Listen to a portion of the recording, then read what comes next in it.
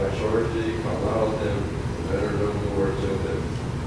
And the spirit cried, and I rent him sore, and came out of him, and he was as one dead. And so much that when he said, he is dead. Jesus took him by the hand, lifted him up, and he arose. Okay. What did the demon try to do to this boy in this account?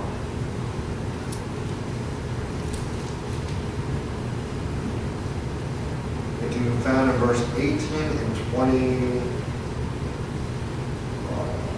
18:22.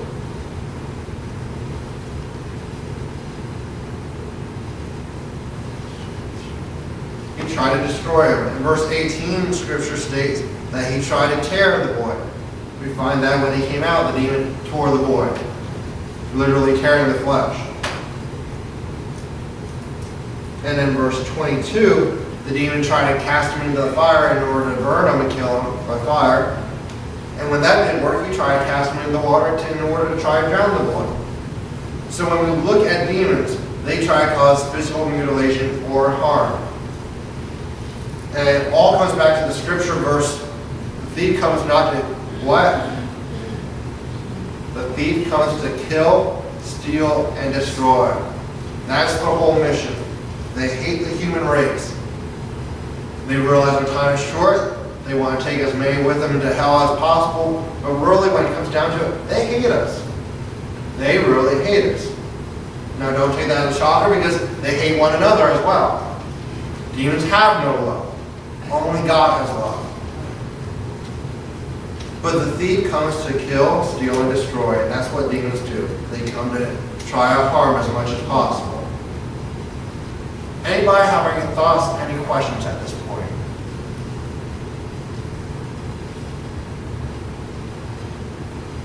If not, we'll make a transition and go into possession.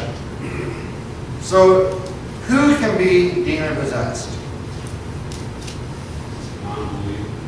Non-believers can. Little kids. Let's look at little kids. If someone would please read Matthew 17, 15 through 18. Matthew 17, 15 through 18. And of course, we've already read the account here in Mark 9, 17, 20 through 27 of the little boy.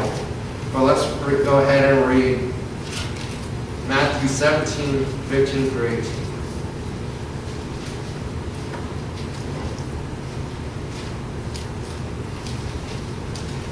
Lord have mercy on my son, he is a lunatic, and sore vexed, for oft times he's fallen into the fire and off into the water. And I brought him to thy disciples, and they could not cure him. Then Jesus answered and said, O faithless and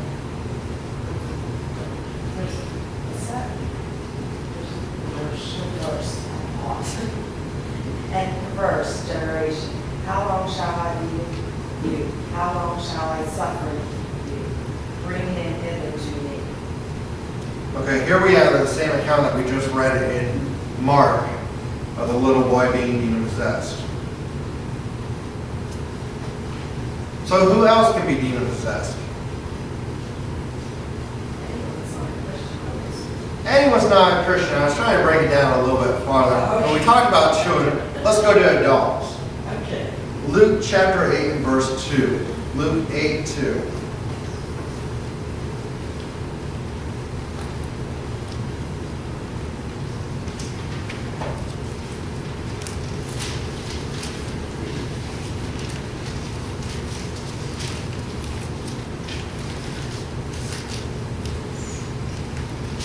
And so you decide to feel the truth and Mary go like I don't know that So Mary Magdalene was demon-possessed by 7 devils. Once again, that could show us that more than one demon could possess a body at one time.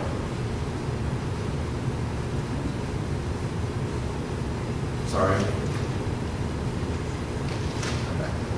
Damn. Okay, brother, you're a step ahead of me. You want to go ahead and read Mark 5, 11 through 16, please? Mark 5, 11 through 16. Animals can be demon possessed.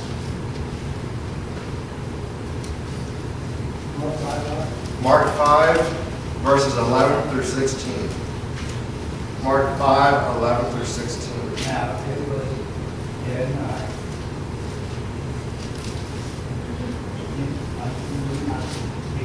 We heard we might be. And all of them we saw it saying, send us into the swine, that we may enter into them. And forthwith Jesus gave them leave, and the unclean spirit went out, and entered into the swine, and turned away from a cheap place into the sea. They were about 2,000, and they were choked in the sea. And they that fed the swine fed, and threw it in the sea, and in the country. And they went out to see what it was that was done. And they came to Jesus to see there that was possessed with the devil, and had his legions sitting and clothed, and in his right mind, and they were afraid. So, what account are we reading here, brother? If we classify it by, well, who is the person that was demon possessed? What did the demons desire to be known as? Legion. Legion. We have the account here of Legion. And what did the demons ask Christ? That they could go into his mind. Can we go into the swine? If you're going to force us out of this body, at least cast us into the swine. So we find that Christ cast the demons out, and where did they go? In his mind. In the swine. Let me ask you this. Where were the swine at? Up way up top. They were up on a hilltop, so they weren't right next to him. But possibly they could have been a good distance away. I just want to bring that up because demons can travel at a rate of speed that we cannot imagine, just like angels can.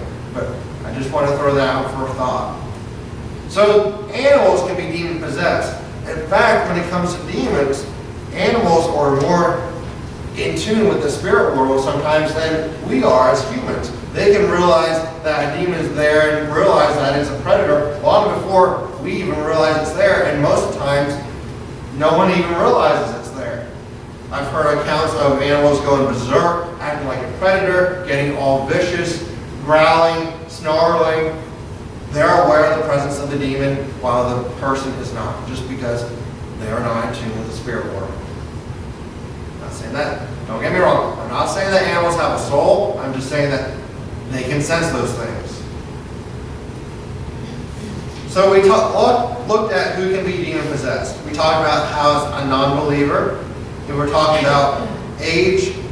Adults can be demon possessed. I have a question. Yes, Sister Vicky. So Jesus killed the swine, though, right? I mean, he made the pigs die. Is that what it Jesus says? didn't. No. So the demons went with the pigs and died, or they just went out of the pigs and... Okay. Let's just back up a second. Angels are created and they are designed in a way. How is their body designed? Is to last for a short forever. Yeah. So angels don't die. So they... So the thief comes to what? Yeah. Come still... Kill, steal, Yeah. and destroy. If a person is demon possessed and that person dies, does the demon die? Yeah. No. Okay. So when the pigs went off the cliff, Christ didn't cause them to go off the cliff. That was the demons doing it. Okay. If we read the account, as soon as they entered, the demons drove the swine mad, and all the swine ran off the cliff, down into the bay, and died. Okay. So yes. I think it's interesting, the story, every time I read this, to realize God's mercy and grace upon humanity. Because that is exactly what was needed when it put it to man. They wanted to kill him, but God's grace. And God still has grace, even on people who may be possessed.